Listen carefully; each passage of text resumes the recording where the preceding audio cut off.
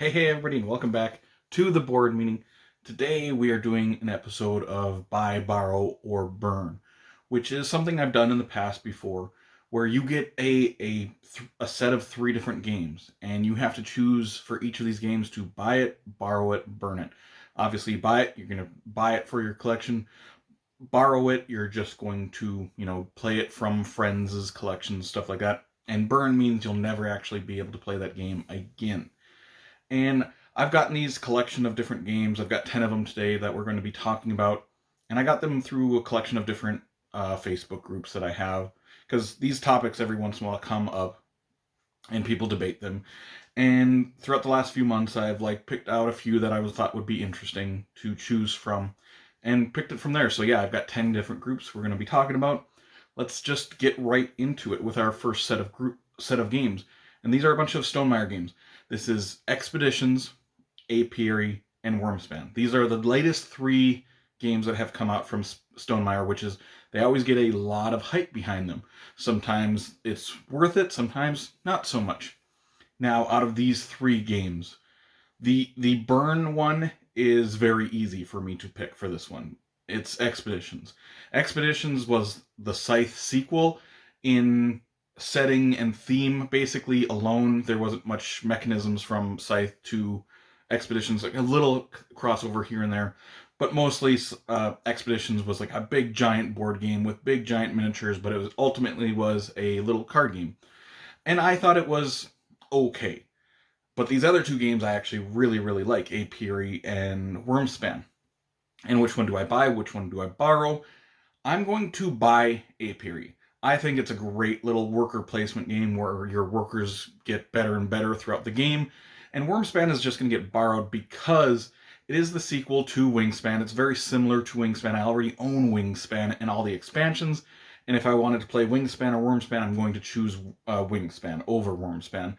But both of those games are great, but I just enjoy Wingspan a little bit more than Wormspan. So yes, buying Apiary, borrowing Wormspan, and burning Expeditions.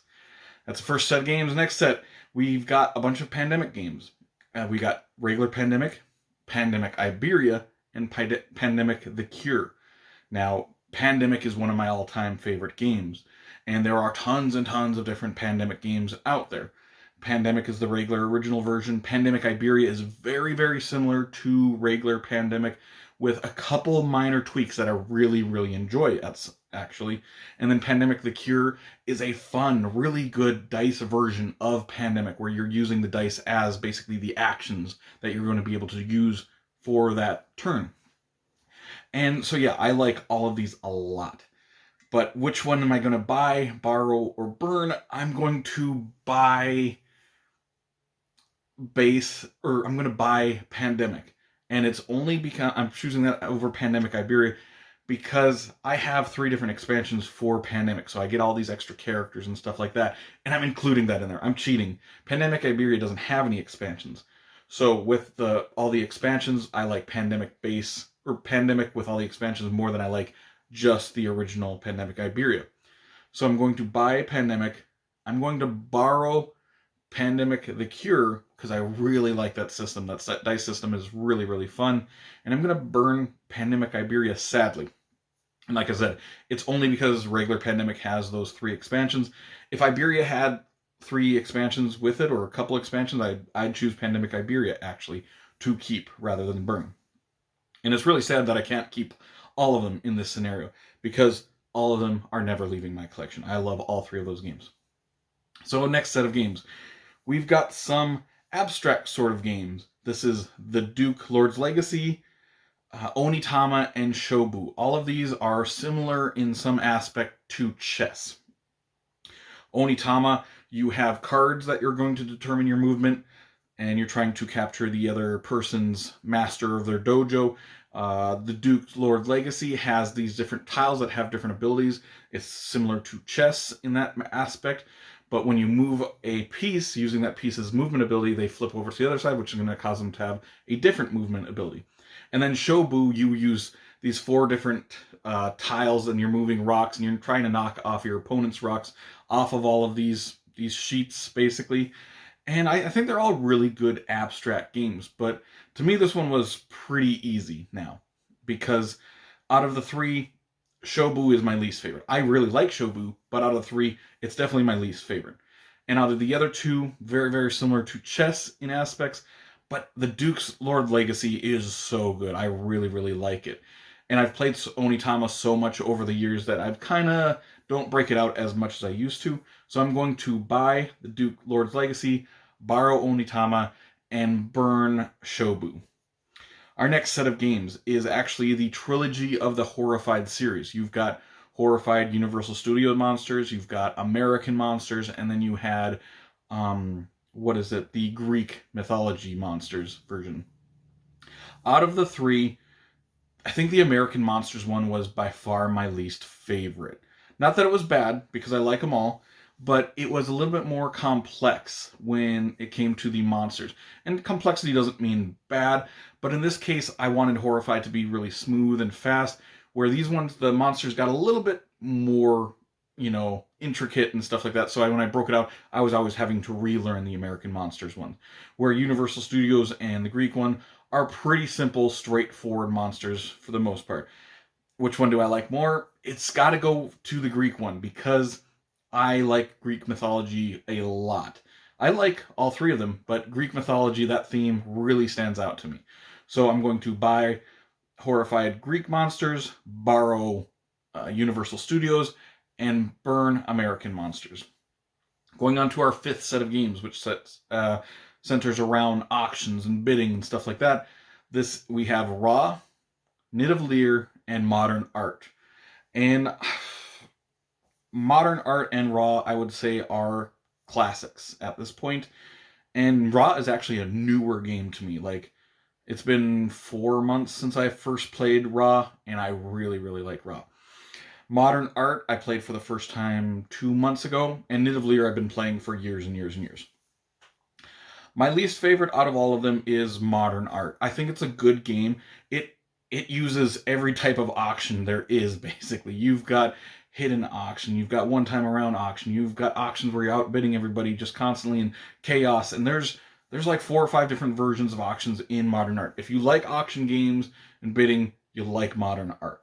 But yeah, I'm going to burn Modern Art. And between Raw and Nidavellir is really, really tough. Those two are probably somewhere in my top 25 games of all time. I love these games. And I don't want to have recency bias because, like I said, I just started playing Raw about 4 months ago, where I've been playing Nidavellir for a few years now. But I think Raw is just so good and clean. It's a one-time auction around whereas Nidavellir, you're doing sort of hidden bidding for each round. So I'm going to go with buy Raw, borrow Nidavellir, which hurts my soul to say that, and burn Modern Art. Going to the next set, the sixth set, we've got a bunch of little button shy games, and I'm a big fan of button shy games. I think they're great. Most of them are really good games for having a small wallet-sized 18-card set of games. So we've got Sprawlopolis, Rove, and Food Chain Island. 3 great games, 3 great solo games. Sprawlopolis, you're building this little city. Rove, you're maneuvering these cards around to end up in a certain order, and you're doing that several times in the game. And Food Chain Island, you have a grid of cards, and you're trying to basically have the food chain. You're trying to have bigger cards eat the smaller cards, and you're trying to eat them all in a certain way, and all of these animals have special abilities that you're going to activate when you eat other animals. They're great games, but I'm going to burn Food Chain Island. I think it's a really good game, but I've played it a lot over the last couple years, to the point where I break it out every once in a while, but I don't break it out as much as these other ones. And so out of the other 2, Sprawlopolis and Rove, I'm going to buy Sprawlopolis and borrow Rove. Sprawlopolis just comes to the table too often for me to get rid of it. Where Rove is like every once in a while, like every couple months, I'll be like, oh, Rove, and I'll break that out and I'll play it a few times. Great game, great system, fun game. All of them are good. But yeah, so I'm buying Sprawlopolis, borrowing Rove, and burning Food Chain Island. Next set of games, we've got Moon, It's a Wonderful World, and Point City. These all are almost little Tableau engine building games where you're going to be building up these tableaus, and that Tableau is going to get you more resources for you to buy more cards that you can then put into your Tableau to make your engine even better and better and better. Point City feels a little bit more like Splendor, but Moon feels very, very much adapted by It's a Wonderful World, but a little bit more complex, a little bit more going on than It's a Wonderful World. Out of these games, I will have to burn Moon out of them. And I think it's a good game, but I'd rather play It's a Wonderful World. And those two games are so similar that if I'm going to have these games in my collection, I don't want one to be so close to another game. So I'm going to get rid of Moon, burning that. And out of the other two, I will buy It's a Wonderful World because I love it so much. And then I will borrow Point City and burn Moon. And for this one, Moon isn't my least favorite out of the three. Point City is actually probably my least favorite, but I'm just getting rid of Moon because it's so similar to It's a Wonderful World. Going to the next one, we got some Cthulhu big miniature-sized games. We have Cthulhu Death May Die, Zombicide, and Mansions of Madness 2nd Edition. I like two of these games a lot, and one of these games has fallen down for me a lot. That's Zombicide. And it's a big zombie hordes are chasing after you, and you're just rolling dice, killing them like crazy. It's my least favorite out of the three by a good margin. So we're burning Zombicide. It's out. I used to really like it, but over the years it's really fallen down for me. Out of the other two, there's a pretty easy winner for me, but I like both of these. One of these I really like, and it is Cthulhu Death May Die. That's the one I'm buying. I'm borrowing Mansions of Madness, and I'm burning Zombicide. Cthulhu Death May Die is also a newer game to myself. One of my friends got me it for Christmas. It was my best Christmas present this year for sure, because I've played this game a lot. I've played a lot with friends. I've played it a lot solo, and I like the theme. I like the actions and everything in this game. It's fun. And Mansions of Madness is, of course, a great story-driven, sort of creepy themed game. So yes, so buy Cthulhu Death May Die, borrow Mansions of Madness, and burn Zombicide. Going to next one. The next one is a bunch of cooperative games. We've got Daybreak, Spirit Island, and Pandemic is making another appearance on this list. And I can see why people put these ones together. Pandemic feels, or I should say Daybreak feels like a child of Spirit Island and Pandemic to me. There's a lot of similarities with it. Spirit Island is that cooperative game, but it feels like multiplayer, solo, solitaire almost, because you're dealing with your side of the board and you're hoping everybody deals with their side of the board as efficiently as hopefully you are. Daybreak is very similar to that. You're running a country and you're trying to get rid of the emissions and dirty energy and stuff like that, and you're caring about your board and you're hoping everybody's dealing with their stuff as well. But there's also events that are happening, and it feels got that pandemic thing where you do good things and the board fights back against you. I like all of these a lot. This is a tough one because of how much I really like all of these games. But I can't get rid of Pandemic, so I'm going to buy Pandemic. And it's a decision between Spirit Island and Daybreak.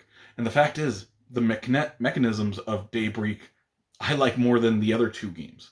I love that card play system of that tableau building, that tag system that's sort of like Terraforming Mars in Daybreak. I think it's really interesting.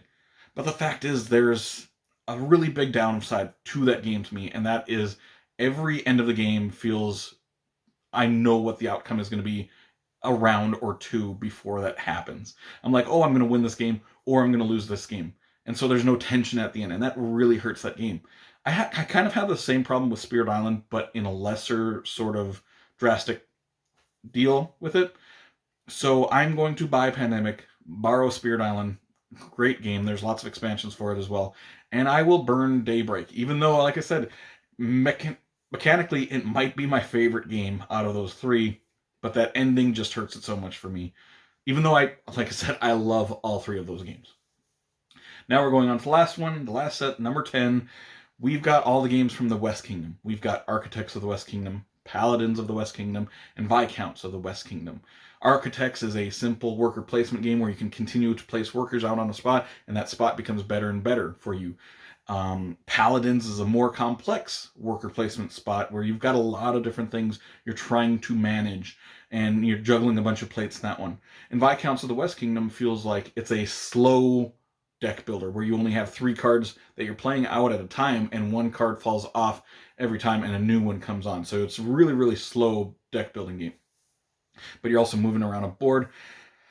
At one point, I really, really liked all 3 of these games, but I have to admit that these games have fallen down for me over the last couple of years because they just don't come to the table as much.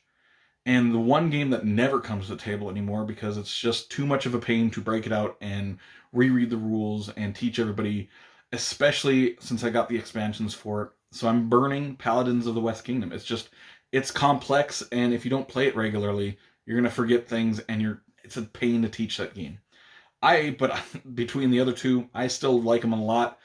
They don't come to the table as much, especially Viscounts, but Architects will still come. It's a lot simpler than the other 2. So I'm buying Architects of the West Kingdom because it still can come to the table pretty regularly.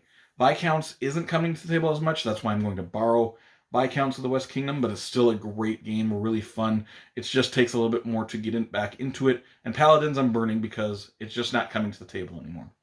So yeah, that is all 10 of these sets of games for my buy, borrow, or burn. Make sure to comment down below. Tell me which games out of these you are buying, borrowing, and burning. And we can disagree and still have fun. But if you did enjoy this video, make sure to like and subscribe to see more weekly content from me, Shane, at the board meeting in the future. Hope you guys have an amazing day. Take care.